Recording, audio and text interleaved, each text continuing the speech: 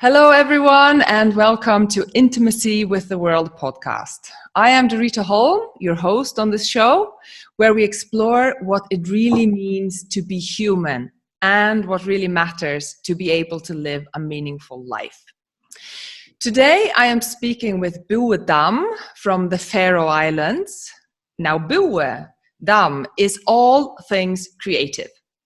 His work defies classification into any one creative category. He started out as a jazz guitarist, studying with the great American saxophonist John Purcell and playing with singer Ivor.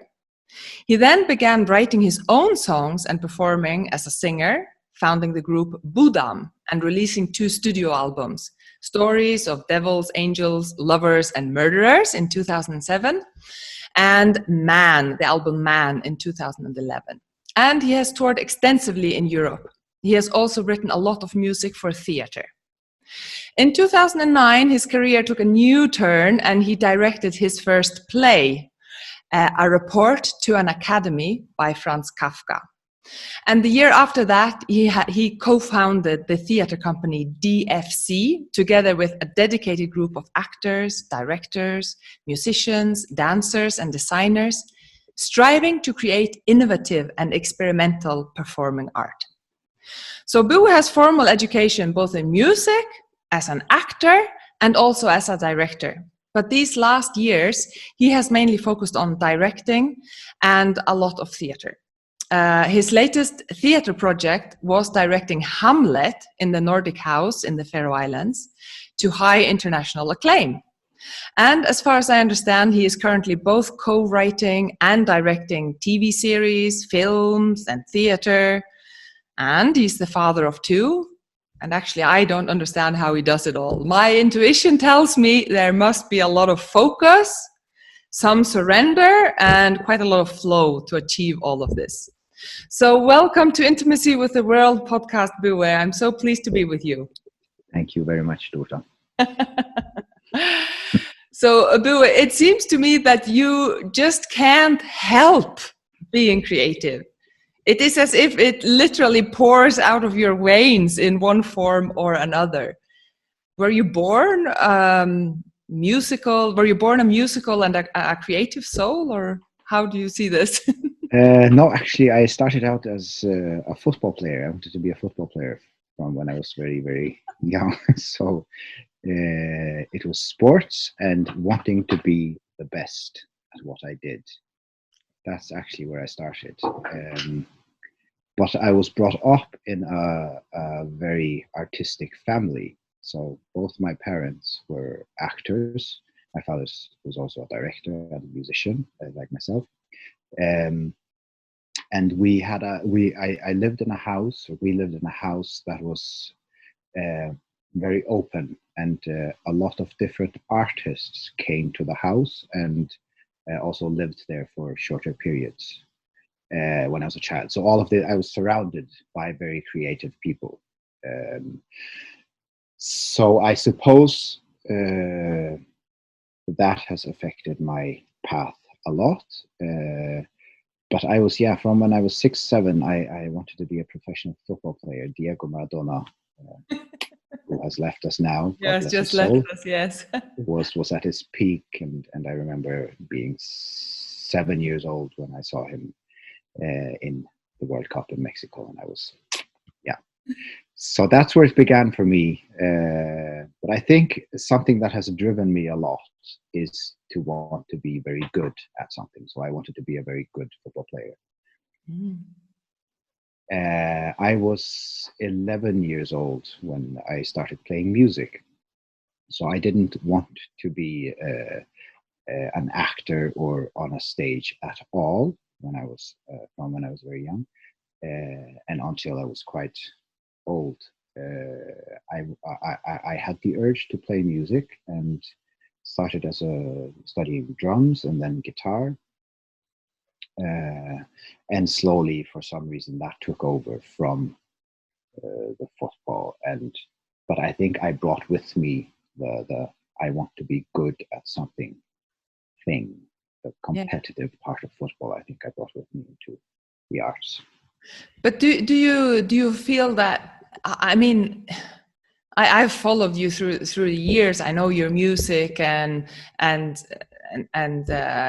how you act and so on. And I mean, you are extremely good at what you do, but you're very creative. I mean, it's not as if I mean, you write your own plays. You're a composer. You play yourself. You're an actor and a director. Where does all that creativity come? Did you find that creativity also in football? I mean, football is a game that's very alive. Like you have to see the game, no, in your inner eye or feel it in your body. It's very embodied. Do you find that was creative as well? Well, I think from football, the creativity is a lot in the team effort of football. Uh, and that I'm very much a team player also in the arts. So writing music, I always very often write together with people, and the same with creating a play. I write with actors or set designers and so forth. So I think that that's a big part of it is cooperation, working together. But the creative thing is, to me, is the human condition. I think we're all very creative. So for me, I was quite early. I knew that's what I wanted to do something creative, and that it should be in the arts. But I think it's a conditioning for us to create, because we're part of a huge creation that's going on at the moment. So we're just doing our part, even if it's in the arts or in some other.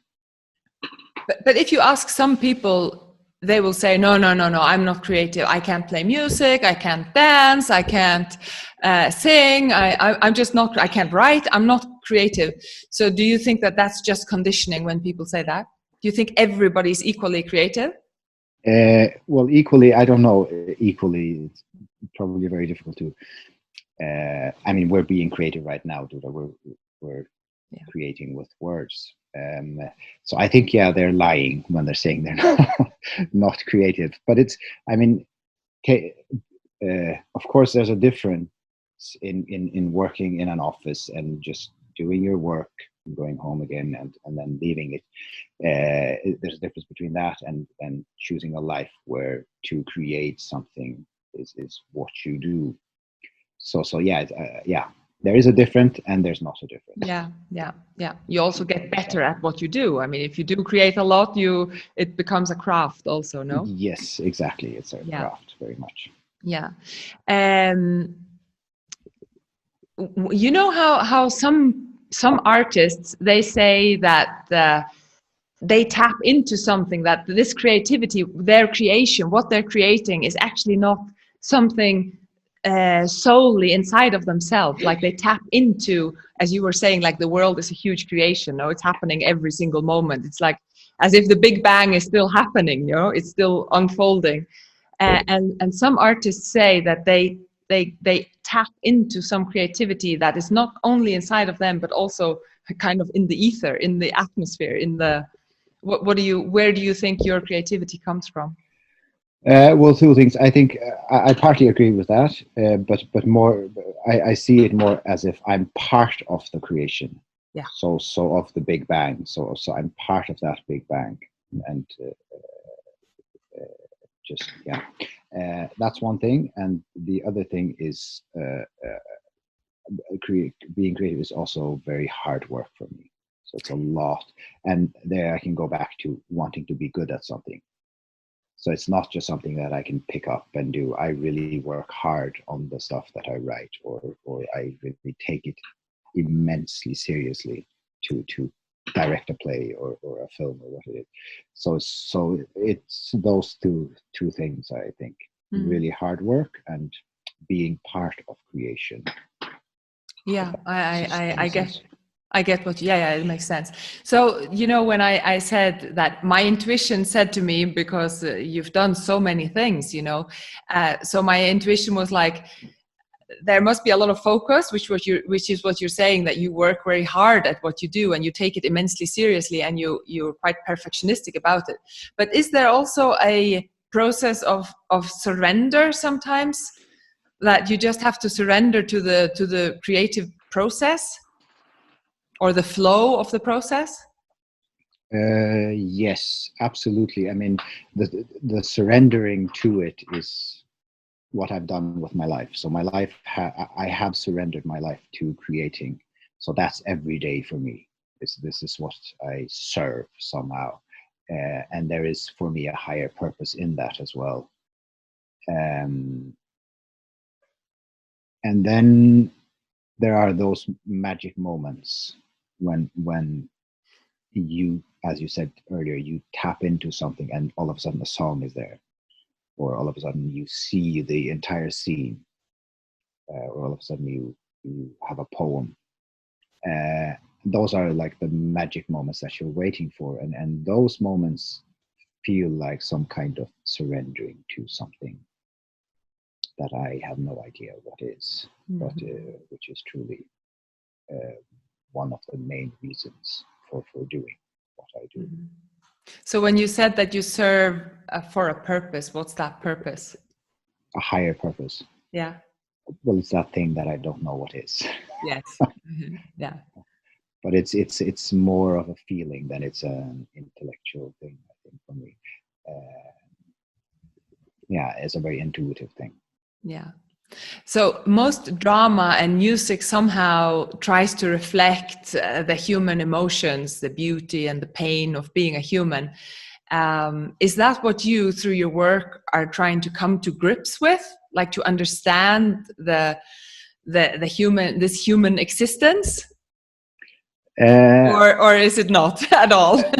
I don't have hopes at all of understanding anything. So I think it's more it's playing along and being part of and enjoying the ride, which it is for me. Of course, I'm exploring themes and I'm exploring what it is to be a human being, but it's mostly or almost only questions. I haven't found any answers yet, and I'm not sure if they interest me that much. Yeah, I get them. I have that on my website. On the front page, when you open my website, it just says, keep the question alive inside of you. Totally agree. Yeah, open-ended questions, yeah. Yeah. So what does it mean to be human to you? Just a small, sort of easy question.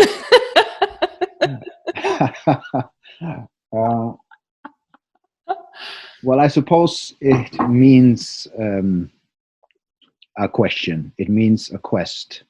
It means a searching, and it means an enjoying, and it means a lot of pain as well. And it means also an acceptance of what it is, of not knowing, of not understanding. It's so many things. Well, I think you summed it up really beautifully. Yeah. Yeah, and so you mentioned there. You mentioned the joy also. That it also means the joy. So, at this moment in your life, what brings you the greatest joy in life? Well, of course, my children and my soon-to-be wife. I mean, family life for me now is incredible. I've lived a very nomadic life and have always resisted being part of or having a family or being stuck as I've seen it anywhere. But after having gone through a lot of soul searching and spiritual stuff, I'm now in a place where I can actually be in one place, have a family, children, and at the same time do my nomadic traveling with my mind and heart instead, if that makes any sense. Yeah. So that's where most of my joy is now. And also, well, there are three things. There's family, and there's creativity, and there's spirituality. So those are the elements of joy for me, I think. Yeah, I want to speak about those things a bit later, but I want the listeners to know that, you know, like you're an extremely good artist in my view, and you could live anywhere in the world. You could live in New York, and you're so gifted both musically and as a stage performer or a film or theater director. So why are you choosing to live in a very small village? I think it's 220 people that live on the island that you live on, and you have to take the ferry to get into the capital of the Faroe Islands, which is then only 20,000 people. So you live in a very small, isolated village with 220 people in this small archipelago way up in the ferocious North Atlantic. So tell us about that. Why do you want to live there and not in New York or Copenhagen? Well, I would love to live in New York. I'll just let you know that. That's still on my bucket list. But it goes back to a very turbulent time in my life where I had where I was. Well, I know we will talk about this later, but that's where it comes from. I had a very turbulent time and was going through a lot of stuff and was doing a lot of yoga, and I met a mentor, Shiva Prakash, in India, and he helped me a lot with many things. And one of the things that he helped me to see, he's a poet and a playwright, so he also helped me to see the value of my origin and my country, both in terms of my spirituality, in terms of family life, but also in terms of creating creativity and writing and stuff, because that's where my artist heart is beating. It's in the culture that I've been brought up in. So that's why I actually came back and wanted to immerse myself in my own culture to be able to express something as honest as possible, because that's what I'm looking for as an artist, is something that comes from a deep, deep place within. That's one reason. And the other reason is, of course, that my soon-to-be wife was living here before, and she had bought a house here, and I'll go wherever she'll go. I'm with her. Yeah. So one very practical, and there's one spiritual reason, I suppose. Yeah. And I'm from the Faroe Islands myself, and the nature there is one of a kind. I mean, I just read in Tim Eckott's book that just came out about the Faroe Islands. It's one of the windiest and hardest weather places in the whole world. I mean, we get storms there all the time that are much stronger than the great Katrina storm that left the United States, So what does that play a part in your, I would say, both spiritual and creative imagination or life? We live on the outskirts of the small village as well. It's immensely windy actually right now. We were talking about how the house is almost being lifted. So I might see you sooner. you come flying by my window. Yeah.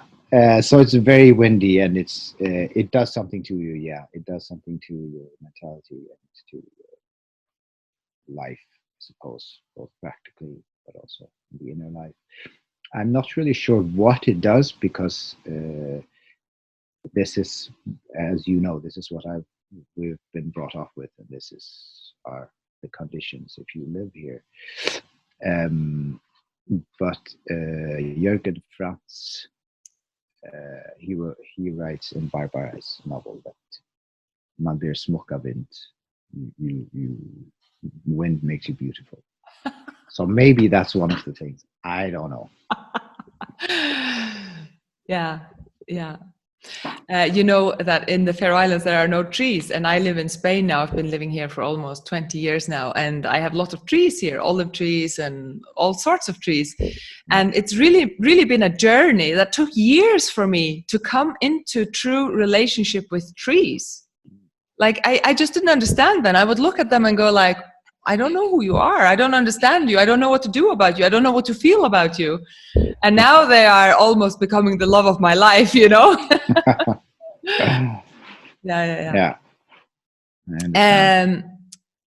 So you said that to you, there were like three things: your family, your creativity, and your spirituality. So I know that many years ago you had like a personal crisis or whatever you want to call it, and you went in search for some kind of solution, and you went to India. What happened to you, and what did you go looking for? Yeah, well, what I was told from the doctors was that I had a depression, and I was feeling very depressed.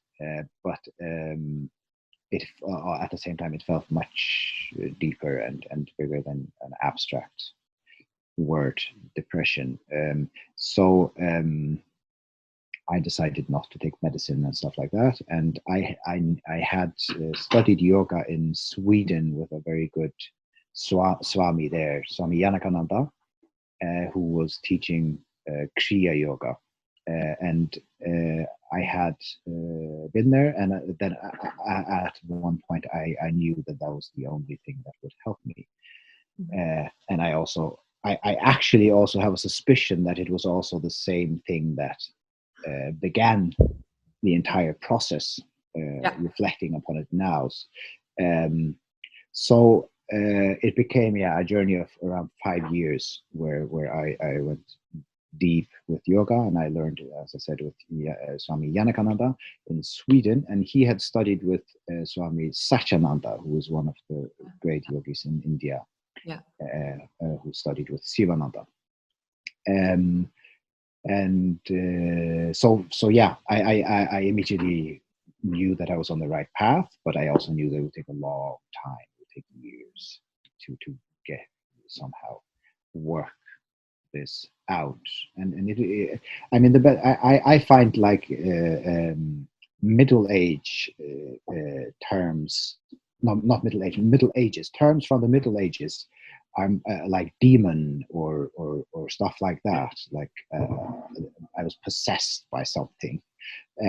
I find that somehow more helpful than depression. I don't understand the word depression, but I understand demon. So for me, it became a long journey where I was to come in contact with this demon or this worm or whatever, or some force that was very destructive within me, and somehow transform that force. And that was done with mostly Kriya Yoga. And I ended up in India because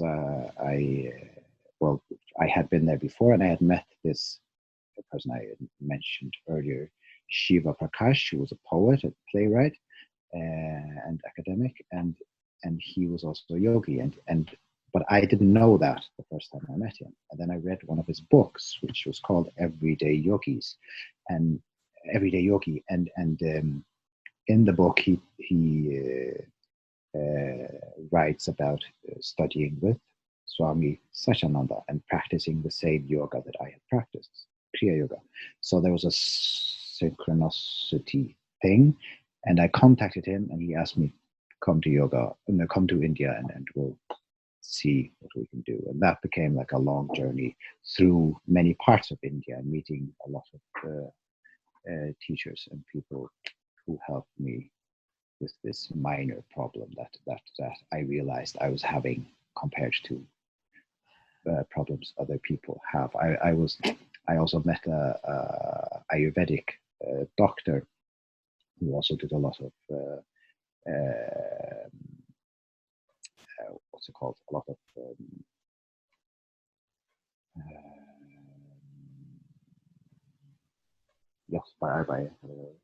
I did. Oh yeah.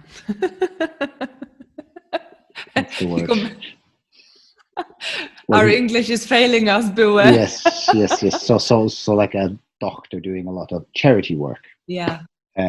For the poor in India, and he had this clinic where people every day there was a long queue, and he was helping me with my problems.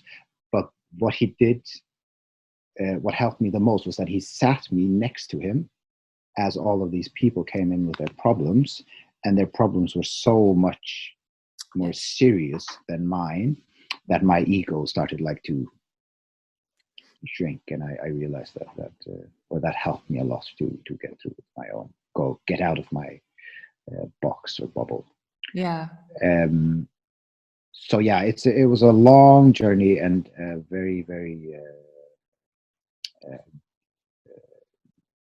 enriching, and I learned so much, and I'm so thankful for having gone through that pain. Though of course it cost me many things, both personally and in my career. But all in all, it was for the better, as I see it now, looking back on it. Mm-hmm. So that I'm quite interesting. You say like that you look at that like a kind of a demon, no? Which I can relate to that. And then you say that you were taught how to contact that demon. That's how I understood you. I don't know if I understood you correctly. And so I'm wondering, is the demon still, and then you just transformed the demon, right? You said. So is the demon still there inside you, but and you can see it and you can talk to it and you can say, I see you, or yes, absolutely. So it's all there still, and it's all part of also the creative work. So in old Greek theater, you have the term called catharsis, which is a cleansing, and that I find is a constant thing that I do still. So you're still working with the demon. And that's what I do with my creative work as well. So all the dirt and the perversion and the foulness that is within, I think, all of us, but maybe only me. I'm not sure. I don't know all of other people, but that I work with through theater and film and music, and also great sorrows that we have in our lives. Those also you can cleanse with art. So that was basically to sum up my journey in India and all that. What I learned was that yoga is not just is not just some physical stuff that you do and a meditation, but it's a way of life, a way of experiencing or living your life. And with so theater and film and music became my yoga, if that makes any sense, or creative work is part of that now. So do you consider, I mean, I imagine from what you're saying that you consider yourself a spiritual person. Absolutely. And you said that what it did is that it transformed your whole view of life. It changes how you experience everything, how you experience life.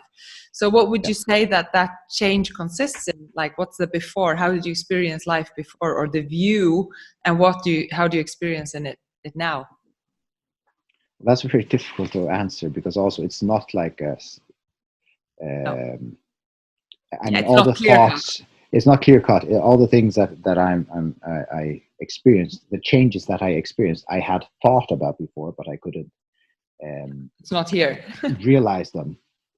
So they were intellectual to me. So I was very young when I read about Buddha, and I had the thought and the realization that this is the only thing that makes any sense in this life. So I was quite young when I read that, and I thought that, but I didn't had no idea how to realize it. Or I was still caught up in so many things. But I think maybe now that I'm thinking of it, the main thing is independence. So it's what my thoughts before were not independent. So I had a lot of voices from parents, from school, from teachers, from friends, everything that were informing me and telling me who I am and what I am to do. But through this process, I think I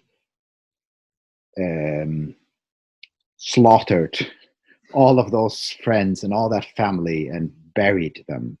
And a clearer voice within me came into the forefront. So independent thinking, I think, is maybe the difference. Yeah, it's quite interesting that you use the word independent. What comes to mind when you say independent? I think freedom. Freedom to actually choose. Yeah. And not only to choose, but also to feel. Freedom to feel into who you really are and take choices that are more true. More, yeah. Totally. Yeah. And it's for me, it was a very brutal experience. It was very when I say slaughter, I literally mean symbolically slaughter and bury people and relations, a lot of relations that you think you're supposed to have, but actually they are not helping you to go where you want to go. So it's quite brutal in that sense, but it's all symbolic. So in the book Everyday Yogi, one of the phrases that always stuck with me was for a yogi, everything is symbolic. Yeah. So the entire word is symbolic. So this process of slaughtering or getting rid of relations and voices in your head is of course symbolic. An example is, for example, my relation to my parents. So it was very clear to me during this process that they stopped being my parents. Mm-hmm. So that was cut off. And in a ayahuasca process, ceremony, I buried them. Yeah. Yeah. So I saw the entire funeral, and that was a release. Yeah. And a freedom came with it. But I still say father to my father. So it's not as if I just call him. So I mean, like there's this inner symbolic world that you're working with. I find that helps a lot and is very valuable. Yeah, and I can totally see how you can use those processes in your creative work because it's very dramatic. Yes, that's the thing. I played Titus Andronicus in a Shakespeare play. He's a general, and he loses 21 of his sons in war. That's where the play starts, and he only has two sons left when the play begins. But to get into that mindset, this had helped me a lot. So in this, I had killed a lot of people. I had lost a lot of fantastic relations in this war within me. Yeah, I just want to make sure to make clear to the listeners that I know that you have a close relationship still with your parents. So it's so it's not that you've cut the relationship off. It's just that you defined it in a different way that allows you to be you and not so marked by the causes and conditions that you were like everyone. Exactly. Yeah. But as you say, actually my relationship to my parents got better after this because I could meet my parents on a more honest place. Yeah. Yeah. Exactly. Yeah. So creativity is, strictly speaking, not necessary for human survival, right? So what do you think this creative drive in us humans is an expression of? Well, that depends on what you mean with creativity, because I would disagree with that creativity is not a necessity. That is almost blasphemy in my words. Yes. I mean, I see exactly where you're coming from, because I said before that the Big Bang is still happening, which we can see as the most marvelous creative process, right? Yeah, I mean, we're part of creativity, but of course, I suppose you mean the arts and you mean the creative work that I'm working with. Yeah. Could you repeat the question? Yeah, so it's not strictly necessary for survival, right? So why do you think we have this, us humans have this drive to do art, to make art? What's that an expression of? Why do human beings want to make art? I think maybe it's because of this inner world and dreams and the questions that we were talking about earlier, all of these things that are happening within us that we have a need to express.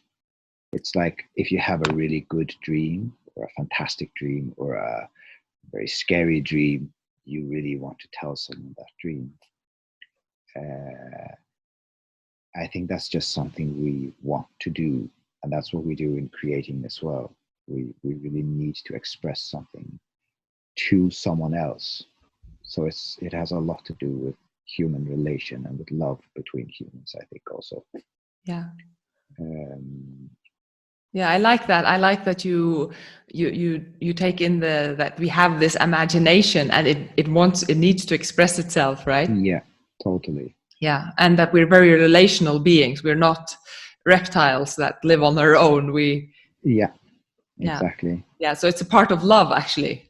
Yeah, for me it is very much so.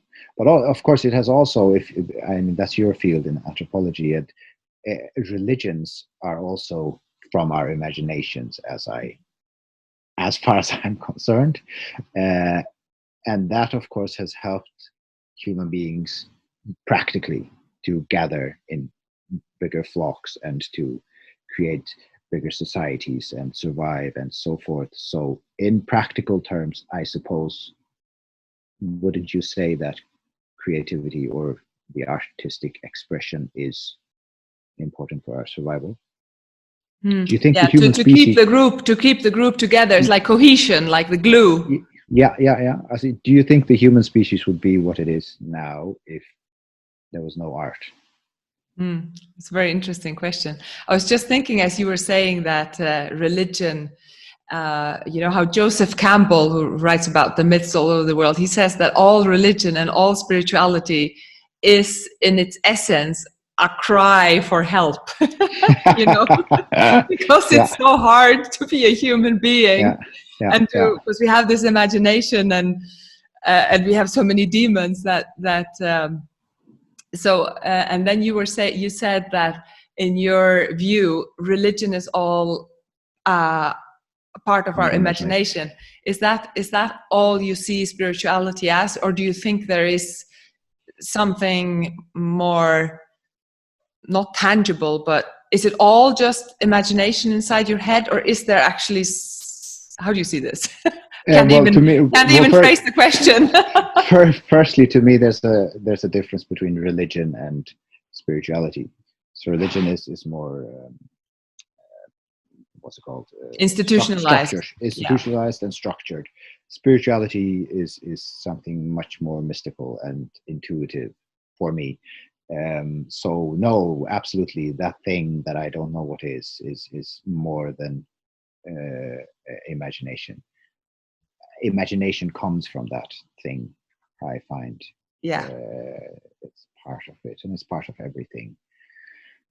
I like the tantric in Kashmir Shaivism. Yes. And the tantric thought about everything being part of Shiva is a fantastic thought, and it's not the thing that I like about it is that it's not moralizing. So it's not good or bad. All things are part of this and are part of the spiritual process, which to me is very much the creative process as well. Yeah, that's very interesting. In Tantra, the body, the embodiment of spirituality is also very important. That it's not just transcending up into. So I suppose creating art is also embodying that comes through to bring it, to give it form and put it out into the world. Yeah, and to explore all of those things that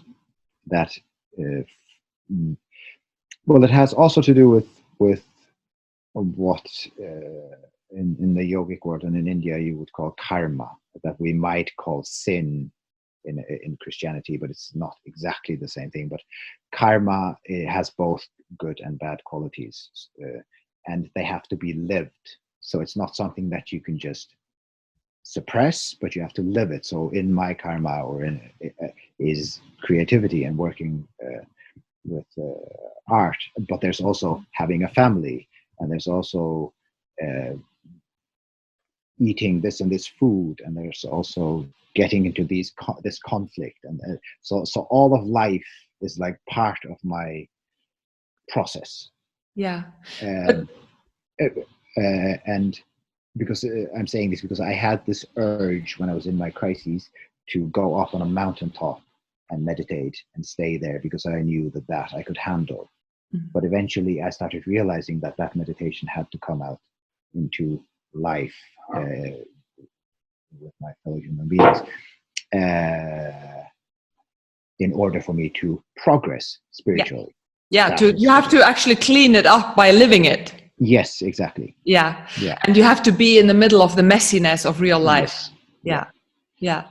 So I think when I realized that was a very pivotal point for me. Realizing that life is part of that. It was very, very important thing, I think, because it also makes all of life sacred to me. Yes. And it brings that deep acceptance that everything somehow is okay, even the very painful and messy things. Yes. Yeah, even death. Yeah. So that's before we end now, I want to ask you about that. It sounds like your spirituality has given you not that you don't have a difficult feelings and so on, but it seems like it's given you like some ground peace underneath it all. Yeah, absolutely. Because there's kind of a meaning with the things, or a very intuitive meaning. I have no idea what it is, but it's a very intuitive meaning and feeling that grounds. Yeah, is a good word. It's a strength. There's a strength in it, and a freedom, as we spoke of earlier. Yeah, like a confidence that it's all okay. Yeah, an acceptance of who you are. That's a big one. Yep, that's a huge one. But I remember once just looking into the mirror, and I was shocked because I looked into the mirror and I saw myself and I said, "Hey, you're okay." I was like, it was literally like that. It was quite beautiful. Yeah, one of those Satori moments. Yep. Yeah. So this podcast is called Intimacy with the World. What does that phrase invoke in you? Intimacy with the world is a really beautiful thing, because it's intimate and at the same time it's the entire world. That invokes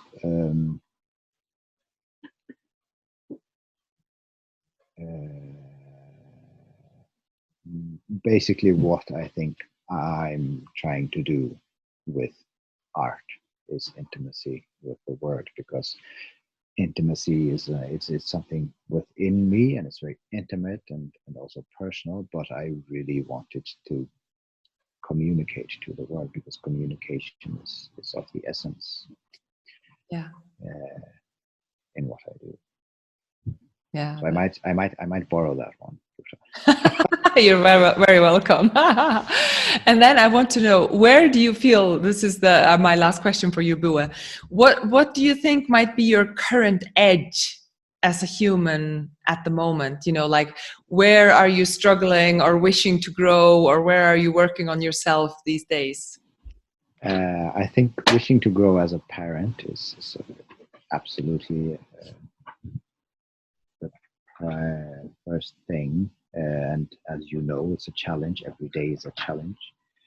3 children, and they all pose different challenges to me, and that's a fantastic process, but a really difficult one sometimes, also as they get older and they get like different problems that might come. Going to school and stuff like that is not easy. Mm-hmm. So yeah, being a parent, I think, is probably where I'm mostly focused right now. Yeah, and soon, very soon, Búi, you're gonna have to be focusing on what it means to be a good husband. Yes, that will be the next thing. That'll be your next edge. Yes.